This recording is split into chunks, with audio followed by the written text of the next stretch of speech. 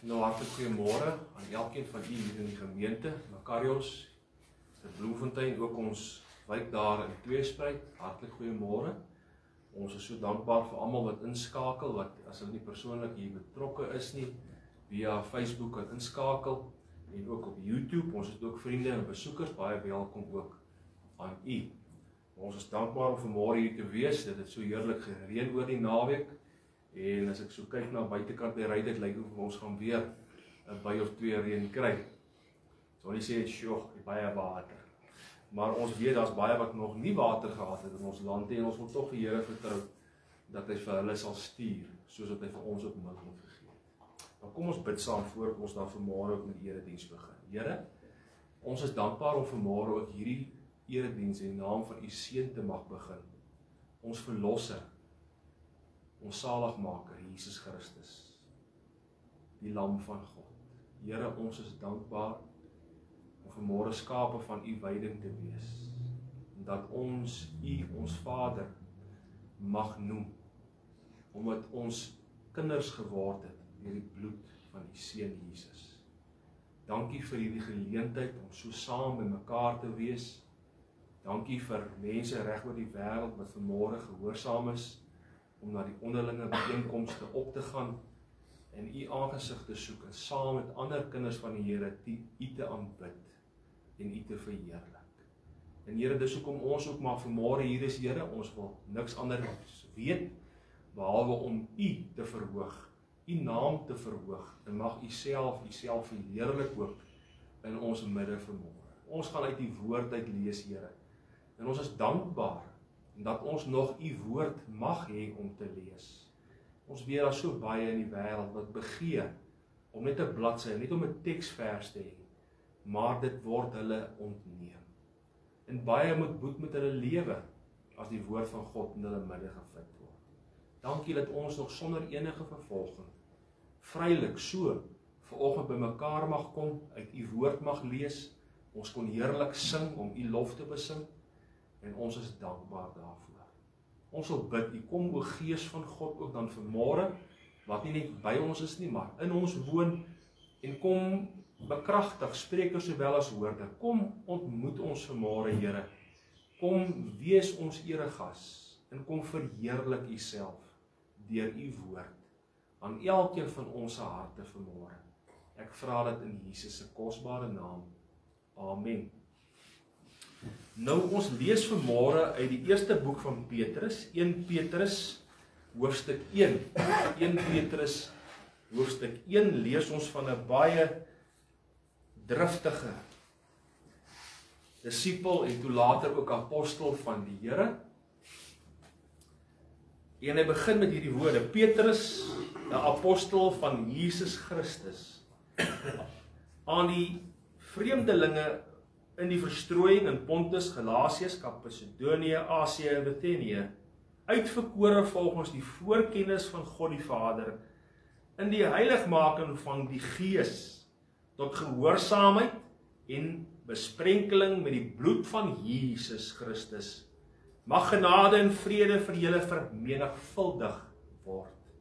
Geseënd is die God en Vader van ons Here Jesus Christus, wat na sy groote barmhartigheid ons die wedergeboorte geskenk het, tot 'n lewende hoop, deur die opstanding deur Jesus Christus uit die dode, sodat ons 'n onverganklike en 'n onbesmette, 'n onverwelklike erfenis kan verkry, wat in die hemele bewaar is vir ons, wat in die krag van God bewaar word deur die geloof tot die saligheid wat daar gereed is om geopenbaar te word in die laaste tyd.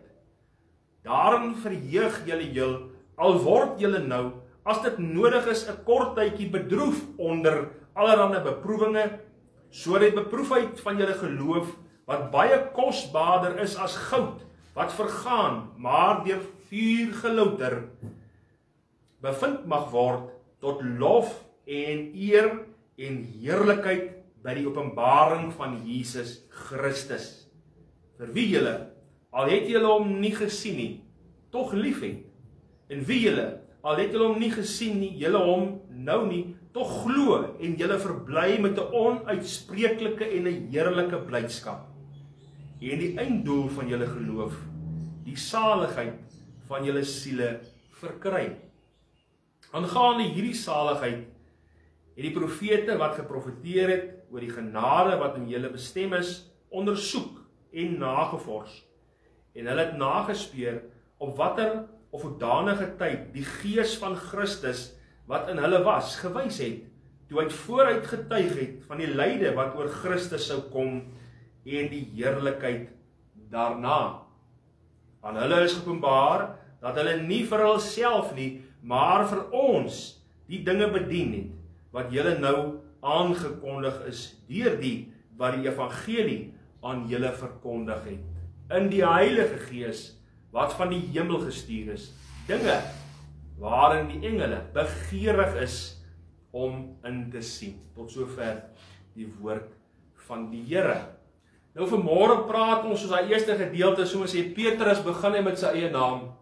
Praat ons oor die man met die naam van Petrus.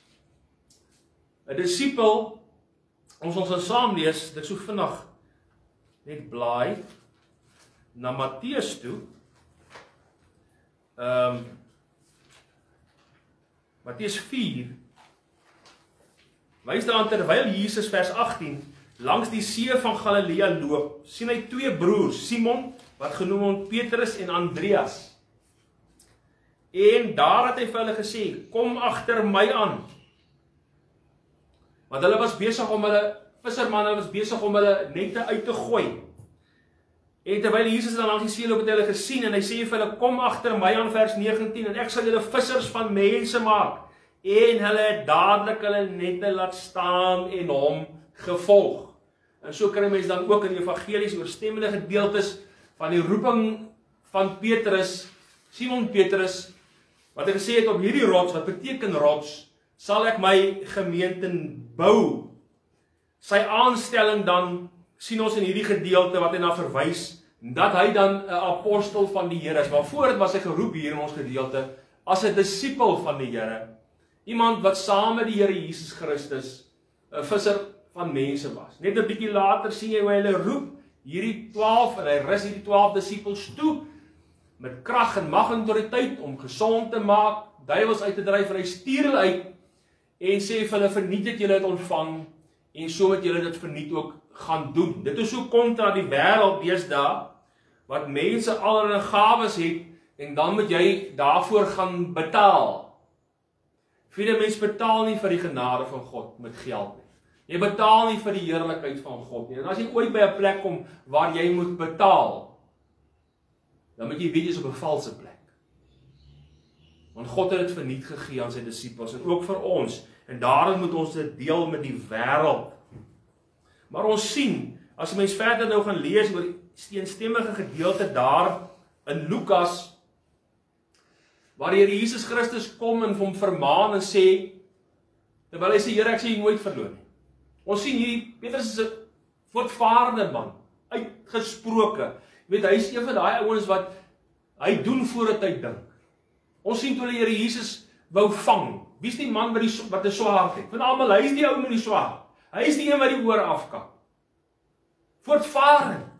Ek wil amper sê met alle respek, eintlik baie vol van homself. Maak staat op sy eie kragte, op sy eie instaatstelling. Maar die Here waarsku vir hom, en sê voor die haan tweede keer kraai, gaan jy my verloon? Hy sê nooit. En dit gebeur daar in Lukas, terwyl die Here Jesus Christus daar vasgevang is en gebind is, en daar in die binnehof het hy ook gegaan, en daar het hy hom 3 keer verloon. En wie wat vir my skrikwekkend is, daar vers 66 rond, is dat hy kom, en die Bybel sê, in Lukas is die eerste gedeelte waar dit sê, die ander sê hy was baie bedroef, hy was hartseer, hy het beide kante van iets wat, maar daar in Lukas kom het en sê, en hy het bitterlik gaan ween. Maar vooraf, hierdie woorde, en Jesus het homself omgedraai, en na hom gekyk. Ja, ek kan maar nie dink, wat in daai oomblikke deur Petrus se gedagtes moet gaan nie.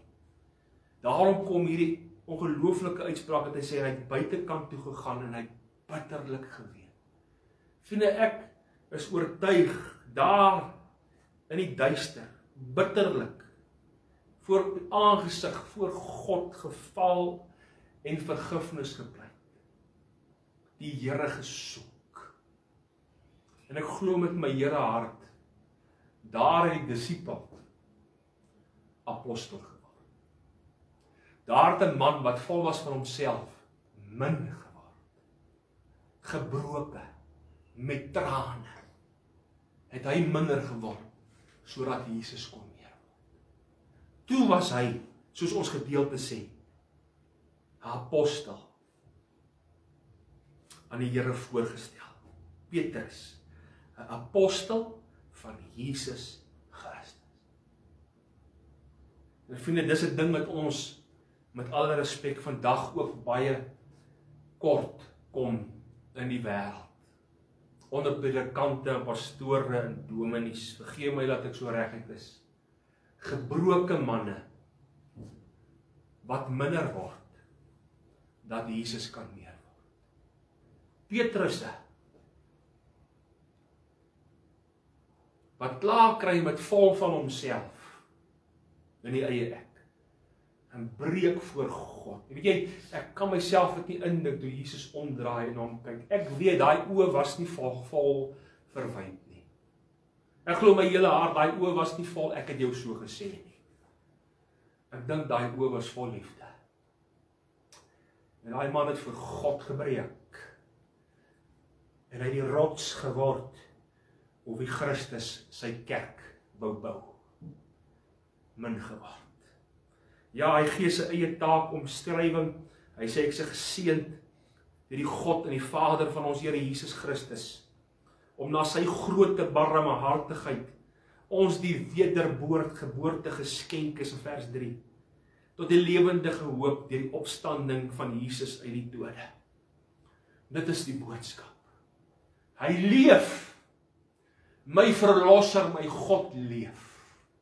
Hy het opgestaan. En hy het ons die mag gegee, ja, die autoriteit, ja, wedergeboorte in hom. Vrygekoop deur die bloed van Jesus. Ja, selfs Paulus skryf in 1 Korintiërs 15, broeders, ek vermaan julle die om die evangelie bekend, wat ek aan julle verkondig, wat julle ook aangeneem het, waarin julle ook vasstaan, waardeur julle ook gered word, as julle daaraan vashou op die wyse, hoor mooi, daar was nie enige manier nie, op die wyse waarom ek dit aan julle verkondig het, of julle moet te vergeefs geglo het.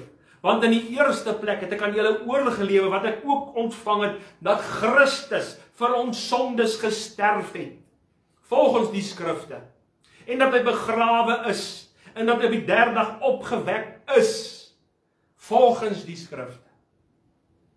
Dat hy aan Sefas verskyn het, daarna aan die 12, en dan in vers 6, daarna het hy verskyn aan oor die 500 broeders. Vriende, dit was nie in die geheim, sy opstanding. Dit was aan honderde bekend. Hulle het hom gesien, hulle het aan hom gevat, hulle het aan hom geglo. Hy het opgestaan, die man van die kruis. Die graf is leeg. En hulle daarvan getuig. En dit was Petrus se boodskap. Dit was sy roeping. Dat Jesus hom daarmee uitgestuur het. Maar nou kom hy in die tweede plek. En hy, baie belangrik is, mens baie keer na die skrif kyk, na boeke en hoofstukke, sien jy baie keer, wie is die outeur van die boek? Ons sien nou hier in Petrus 1, ons sien die outeur van hierdie skrif is natuurlik dan Petrus. Maar dan moet ons ook kyk, aan wie skryf hy? Aan wie skryf Petrus? Hy skryf daar in vers 1, Petrus is 'n apostel van Jesus Christus, aan die vreemdelinge van die verstrooiing. Ons moet weet, dat God ballingskap toegelaat. Die volk het voorheen nie 'n pad gestap nie, hulle het sonde gepleeg, en God het hulle in verstrooiing die wêreld in ballingskap uitgestuur. Soveel soos jy later in Handelinge lees, Handelinge 2 onder andere, op Pinksterdag, het daai Jode, vreemdelinge uit verstrooiing teruggekeer na Jerusalem toe. En God laat die taalwonder toe, en daai eenvoudige vissermanne, dan gaan lees daai gedeelte, hy noem 18 tale, hy noem dit so op. 18 verskillende tale, wat hierdie verstrooide Jode teruggekeer het na Jerusalem toe, en laat toe dat hierdie disippels, eenvoudige vissermanne, van die moeilikste 18 tale, volgens hulle wêreld, spreek. Hoekom? Om die evangelie van Jesus Christus te hoor. Om die woord te hoor. En ek sê dit net so terloops. Die spreek in tale is nie 'n gebrabbel nie, vriende. Hy noem daar 18 tale. Bekende wêreldse tale, toe die Gees vaardig raak. En hoekom? Om die evangelie, om Jesus Christus te verhoog. Dis die vreemdeling, dit is waar hy gegaan het, in verstrooiing, om onder hulle. Paulus het weer ander gehoor gehad. Hy het weer meer onder die heidene gaan preek, waarvan ek een is, die genade van die Here gered is. Maar Petrus was geroep meer om onder die verstrooides, onder die Joodse volk, die evangelie te verkondig. Hebreërs 11 vers 13, in die geloof het hulle almal gesterwe sonder om die belofte te verkry, maar hulle het dit uit die verte gesien, praat van die ou Joodse volk. En hulle het dit geglo, hulle het dit begroet, en het bely dat hulle vreemdelinge en bywoners op aarde was. Maar God het ook vir hulle 'n apostel gestuur, in die naam Petrus. En nou sê hy vir hulle, Johannes 17 vers 6, hulle is nie van hierdie wêreld nie, net soos ek nie van hierdie wêreld is nie. En ons weet, tot vandag toe, is die vervolging van die Joodse volk nog net so vel.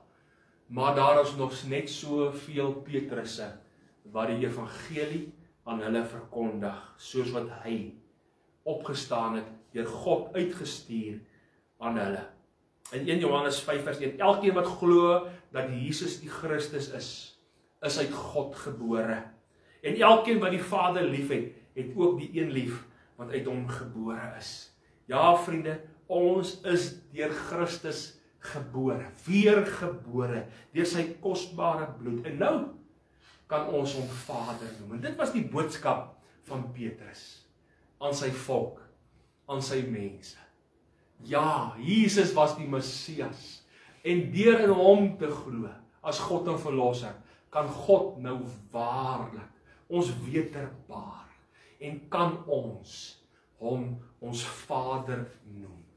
Dit was sy boodskap, en ons glo en ons sien, dat hy dit met oorgawe gedoen het.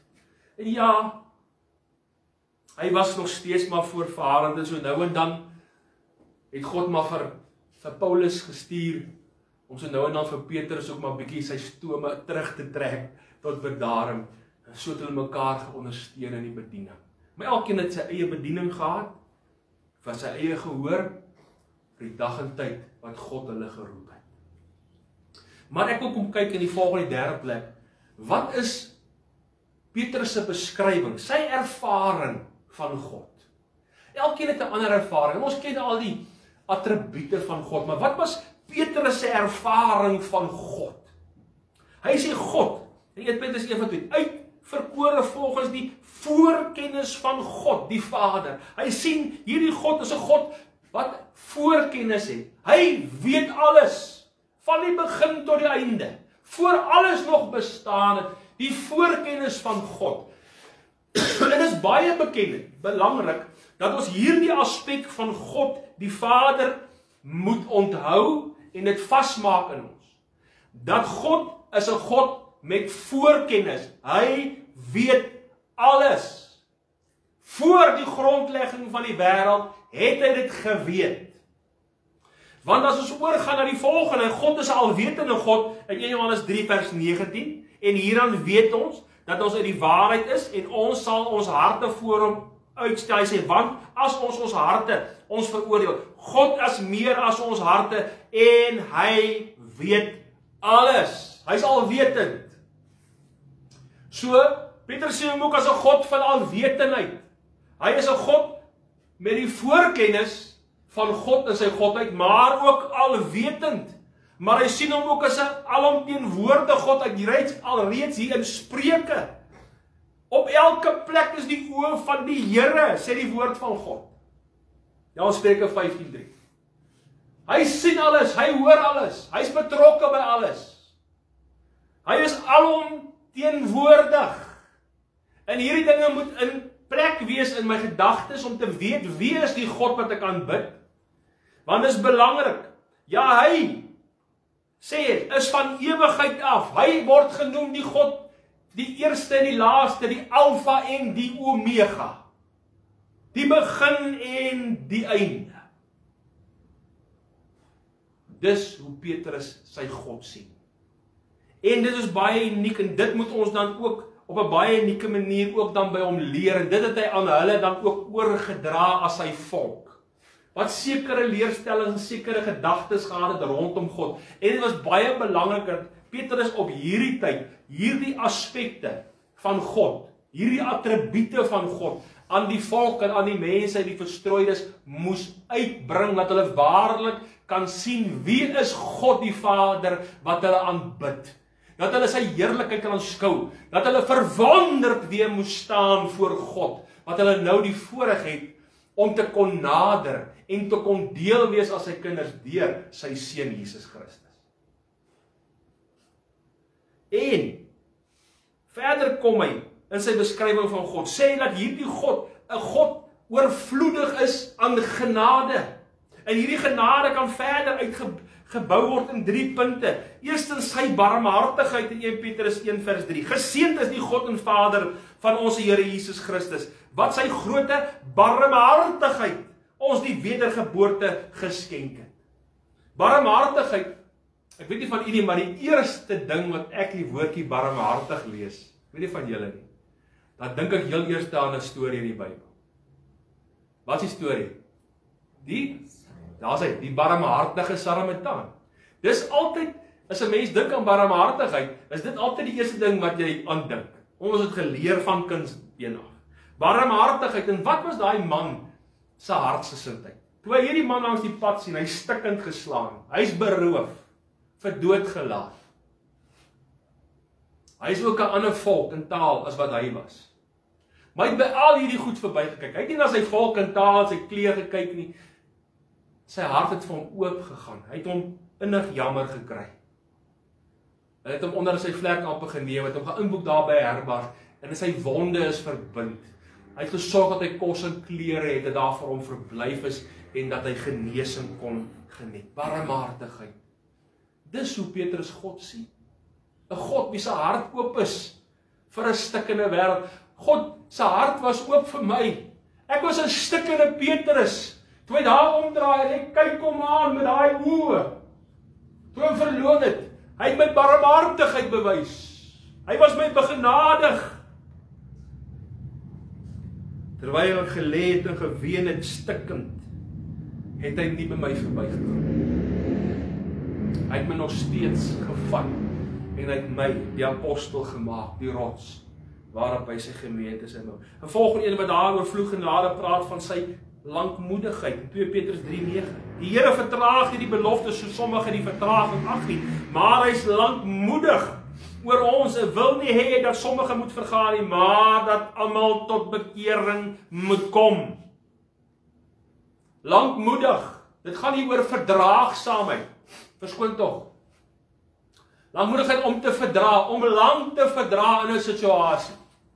En so is God lankmoedig oor ons, want hy kyk na ons en hy verdra ons, want ons is so baie keer hardkoppig en weerstrewig in ons weë, in ons maniere. En ons hoor baie keer wat God wil hê, maar ons wil nie luister nie, ons doen alles behalwe, en God is lankmoedig oor ons. Hy verdra ons, om ons wat? Om ons tot bekering te roep, om ons lewens te verander. Dink maar net as God nie lankmoedig was nie. En so is sy ervaring, Petrus' ervaring van God. Hy is my nie net barmhartig nie, maar hy is 'n lankmoedige God oor my. Kyk hoe lank het hy my voortvarenheid en my hardkoppigheid het hy my verdra. En nie een keer het hy sy rug op my gedraai. Nie een keer het hy my weggewys nie. Hy het van die eerste keer wat hy my geroep het en gesê, kom agter my aan en ek sê jou visser van mense maak, het hy die pad met my in lankmoedigheid gestap, tot ek vandag kan verklaar, ek is Petrus, apostel van God. Want hy ken, hy het beleef die verdraagsaamheid, die lankmoedigheid van God. Sy ewige goedertierenheid, halleluja sê Psalm 106, loof die Here, want hy is goed. Want sy goedertierenheid is tot in ewigheid. Hy is goed vir ons. Hierdie goedertierenheid is 'n goedheid wat nie verdien word nie. Om goed te doen aan iemand wat dit nie verdien nie. En vriende, is dit nie wat Jesus is nie? Hy het vir ons gesterf aan die kruis, toe ons dit nie verdien het nie. Sy bloed het vir ons gevloei, toe ons dit nie verdien het nie. Hy het ons vrygespreek van ons sonde, toe ons dit nie verdien het nie. Want hy is 'n God van goedertierenheid. Sy genade is universeel. Hy sê, Here, die aarde is vol van u goedertierenheid. Leer my insette. O, vriende, as dit nie die waarheid was nie. Ellendig sal ons as mense nie gewees het nie. Ellendig sal ons nie gewees het nie. Dit is Petrus se belewenis. Dit is sy ervaring van God, sy Here, sy Jesus. En daarom kan 'n mens verstaan hoe hy so kragtig gelewe het, so kragtig getuig het, hoekom hy deur sulke verskriklike omstandighede gegaan het, niks het hom gekeer nie. Partykeer sou mens dink bietjie te voorvarend, né? Te uitgesproke. Maar hy het God gesien wie God is. Hy het God ervaar van wie God is in sy lewe. En daarvan het hy getuig. Die vraag is natuurlik in die volgende plek, wie is God vir ons? Wie is God vir ons? Jesus sê vir haar, gaan na my broeders en sê vir hulle, ek vaar op na my Vader en julle Vader, om my God en julle God. Sê daar in Johannes 20 vers 17. Wie is ons nou in Christus? Ons het God as hemelse Vader. Dis wie God vir ons is. Hy is my Vader, die Heilige, die skepper van hemel en aarde, en vergewe my dat ek so uitgesproke is. Ek kan dit nie verdra dat mense so hand om die blaas met God is nie. Dat hulle allerlei naampies aan God die Vader heg nie. My pappie en my dit en my dat. Vriende, hy is God die Vader. Dis wat hy hier sê. Dis wat ons hom moet noem. Geliefdes, nou is ons kinders van God. Johannes 1 vers 12. Maar almal wat hom aangeneem het, hulle hy mag gegee om kinders van God genoem te word, hulle wat in sy naam glo. En nou sê Matteus 6 vers 9. So moet julle bid. So moet hy aangespreek word. Onse Vader wat in die hemel is. Onse Vader, laat u naam geheilig word. Dit het tyd geword dat ons gebede weer gerig word tot 'n heilige. En dat ons besef wie ons aanbid en dat ons alleen die voorreg het om in sy heilige teenwoordigheid gaan verskyn deur die bloed van ons hoëpriester Jesus Christus. Dit is my verfoeilik. As jy op die beeldradio en op die radio hoor hoe mense bid en hoe hulle God aanspreek. Dis soos iets wat my in die hart steek. Ek wil in opstand kom dat hierdie mense besef hulle nie met wie hulle praat en van wie hulle praat. Die Almagtige. Ons is sy kinders deur die mag wat hy aan ons gegee het deur sy seun. En ons is sy erfgename. Romeine 8:16. Die Gees getuig saam met ons gees dat ons kinders van God is. En as kinders van God, dan ook erfgename. Erfgename van God en mede-erfgename van Jesus Christus. Ja, ons is sy erfgename van sy heerlikheid. Dis hoekom Jesus eers moet sterf. Weet 'n mens erfgename is, daar's mos 'n boedel. En 'n mens kan nie 'n boedel lees en iets erf as die een wat die boedel opgetrek het nie eers gesterf het nie, né? Daarom is die Here Jesus Christus sterwe sodat ons erfgename kan word van sy heerlikheid. Erfgename kan word. om versoen te word deur sy bloed, redding van ons kosbare siele, deur genade, deur die Seun van God. En dit is die boodskap wat hy oorgedra het aan sy volk. Onthou net, sy volk was vasgeval in wettisisme, aan wet, in reëls en regulasietjies wat mensgemaak was. En hy moet vir hulle sê, kyk, julle is vrygekoop. Nie deur wette en reëls en regulasies, maar julle is vrygekoop deur die bloed van Jesus die Messias. Hom wat julle gekruisig het God opgewek uit die dood. Hy leef. En hy kon dit verklaar, hy het hom gesien. Hy leef. Hy leef. En is hy wat ek aan julle verkondig. Hy kom en hy beskrywe, daar in vers 4 kom beskryf hy hierdie erfenis wat u en ek geërf het. En wat vir ons daar is om te erf. Hy sodat ons 'n onverwelklike, 'n onbesmette, onverwelklike, ek moes eintlik gesê onverganklike eerste, erfenis kan verkry, wat in die hemel bewaar is vir ons. Kom ons kyk, ons breek so 'n bietjie op, die onveranderlike. Ons weet, liewe vriende, dat terwyl ons in hierdie wêreld is, kom sê 1 Korintiërs 15 vers 53, want hierdie verganklike moet met onverganklikheid beklee word. En hierdie sterflike moet met onsterflike beklee word. Ons lewe nou in verganklikheid, ons gaan vergaan, ons gaan tot niet, stof is jy en tot stof gaan jy terugkeer.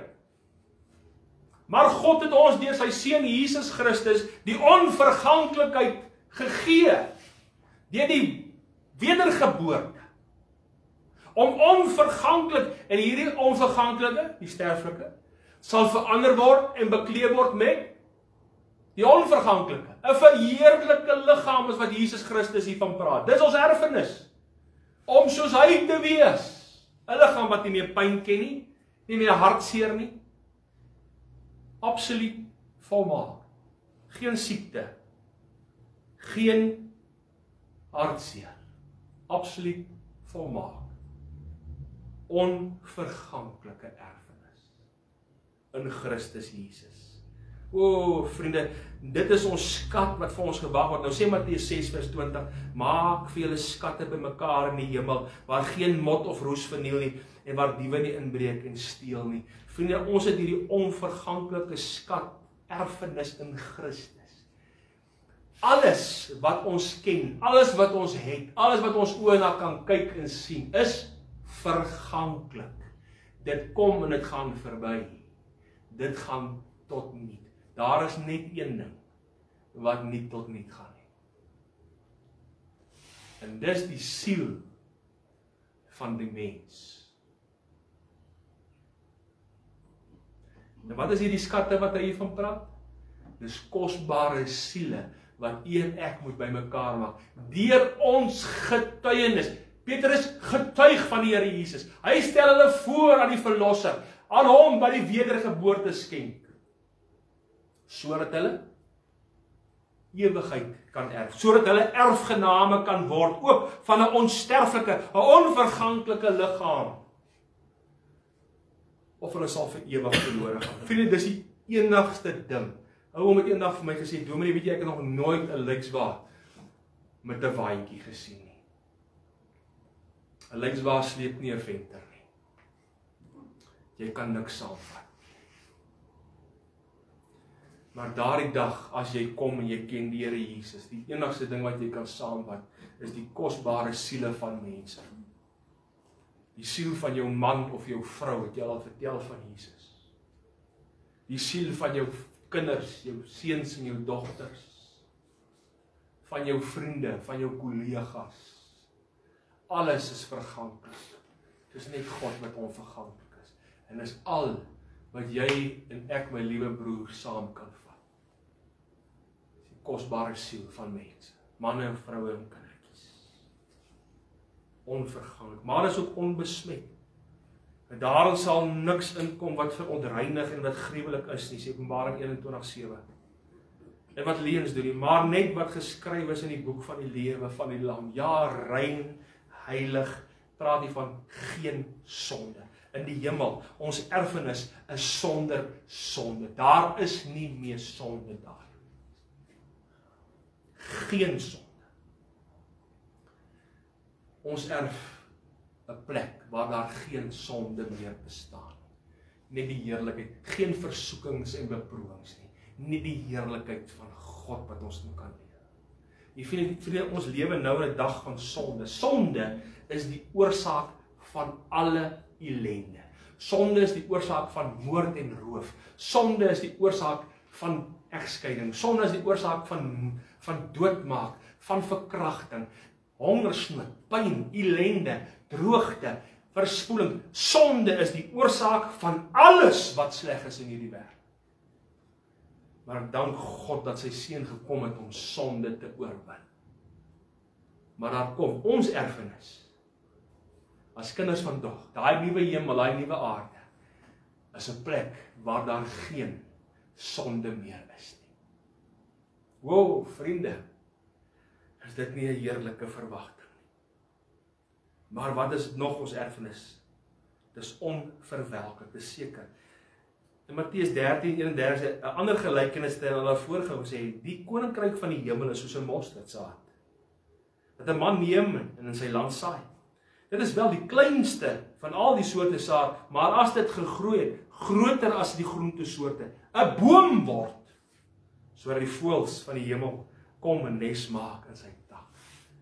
Onverwelklik, ja, 'n boom, onverwelklik. Wat bied hierdie onverwelklike boom? Dit bied skuiling. Dit bied, daar is ek veilig, die voëls kan daarin gaan nes maak. Hulle is veilig daar, dis 'n tuiste. Daar kan hulle kleintjies hê, in vrede. Daar is dit ook veilig, want die vyand kan hulle nie sien nie. Hulle word daar beskerm. En dit is ons heerlikheid. 'n Plek van vrede, van sekerheid.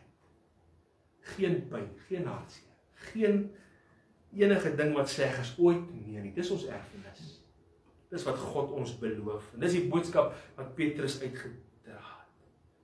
En vriende, die belofte van alle beloftes, dit word, sluit ek mee af, vir ons veilig bewaar. Dit kan nie gesteel word nie, sê vers 19 van Matteus 6. Moenie vir julle skatte bymekaar waar mot en roes verniel, waar diewe inbreek en steel nie, maar maak vir julle skatte bymekaar in die hemel, waar geen mot en roes verniel nie, en waar diewe nie kan inbreek en kan steel nie. Veilig. Veilig. Ek wil sê, in hierdie wêreld is niks veilig nie. Jy kan die beste alarmstelsel nie. Jy kan die beste dieweringe, jy kan die beste, hoe sê hulle hierdie, armed response hê. Niks is veilig in hierdie wêreld nie. Maar glo my, daar is 'n plek wat God sê, ons erfdeel wat vir ons bewaar word, 'n veilige plek. 'n Veilige plek. En by ons God, daar waar God self bewaar, 1 Petrus 1:5. Wat in die krag van God bewaar word deur die geloof tot saligheid. Wat deur God self bewaar word. Dit is jou en my erfenis. O, wat 'n heerlike boodskap het hierdie man nie uitgedra. Wat 'n heerlike boodskap het u en ek ook nie vandag nog om uit te dra nie. As weergeborenes. As geroepenes van die Here. Kom ons raak soos 'n Petrus, kom ons raak min. Kom ons kyk weer opnuut in die oë van ons Here. Kom ons gaan ook uit in ons binnekamer, ons gaan weer beterlik voor God, dat hy my kan verander, my min kan maak, sodat hy kan meer word, sodat ek sy lof kan besing, sodat ek sy heerlikheid kan verkondig, dat hy die God van heerlikheid is, dat hy geëer en gerespekteer sal word, dat mense hom sal aanroep in die naam van sy seun tot bekeer en tot wedergeboorte. O vriende, wat 'n boodskap het hierdie man nie gehad. Ja, sê, my trots, ek is Petrus, 'n apostel van God. Wie is jy? Wat se naam dra jy vanmôre? Wat dra ek? Mag ons ook soos hy kan staan en sê, ek is Johan, ek is Jan, Chris, ek is 'n apostel van God. Amen, kom ons bid saam. Here, ek sê vir U baie dankie vir die lewe en die getuienis van 'n man met die naam van Petrus. Here, ek lees, hy's nie 'n volmaakte man nie. Nie perfek nie, deur woorde en dade nie. Hy het sy foute, hy het sy tekortkominge. Maar 'n man wat absoluut oorgegewe was vir sy liefde, vir sy God en sy verlosser. Maak nie saak wat dit hom kos nie. Hy het alles verlaat om hierdie woord, hierdie evangelie boodskap van wedergeboorte te gaan verkondig aan sy mense. Here, gee dat ons sal leer deur die voorbeeld wat vir ons voorgehou word. Dat ons wat ook roem daarin dat ons bloedgewaste kinders van God is, weergebore is, dat ons ook ons verantwoordelikheid sal opneem. Ja, nie net disippels nie, maar apostels van God sal wees. Ligdraers van die evangelie boodskap van ons Here Jesus. Ek bid hierdie dinge in die kosbare naam van U Seun. Amen. Baie dankie vriende. Mag die Here U ryklik seën.